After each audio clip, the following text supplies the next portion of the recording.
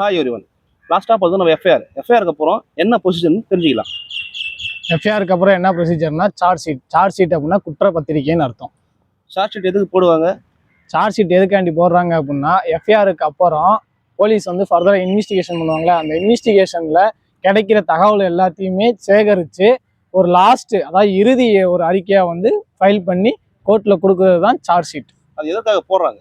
இந்த சார்ஜ் ஷீட்டை வச்சு தான் ஒருத்தவர் குற்றம் செஞ்சிருக்காரா இல்லை குற்றம் செய்யலையா அப்படின்னு சொல்லி அந்த சார்ஜ் ஷீட்டை வச்சு தான் ஜட்ஜு வந்து கன்சல்ட் பண்ணுவார், உங்களுக்கு இந்த இது தப்பு பண்ணியிருக்காரா இல்லையா அப்படின்னு. சார்ஜ் ஷீட் எத்தனை நாள் போட்டு முடிக்கணும்?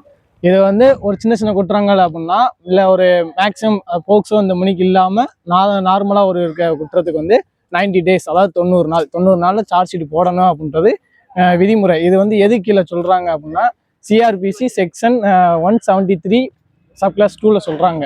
அதாவது குற்றவியல் நடைமுறை சட்டம் பிரிவு 173 கீழ் பதிவு செய்யப்படுது. சார்ஜ் ஷீட் போடலாம் என்ன நடக்கும்?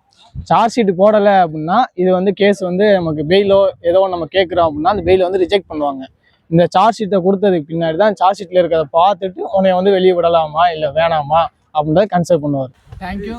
இது போல் எங்கள் வீடியோ உங்களுக்கு பிடிச்சிருந்தா லைக் பண்ணுங்கள், ஷேர் பண்ணுங்கள், மறந்துடாமல் டேரிங் டிஃபெண்டர் ஐடியை ஃபாலோ பண்ணுங்கள்.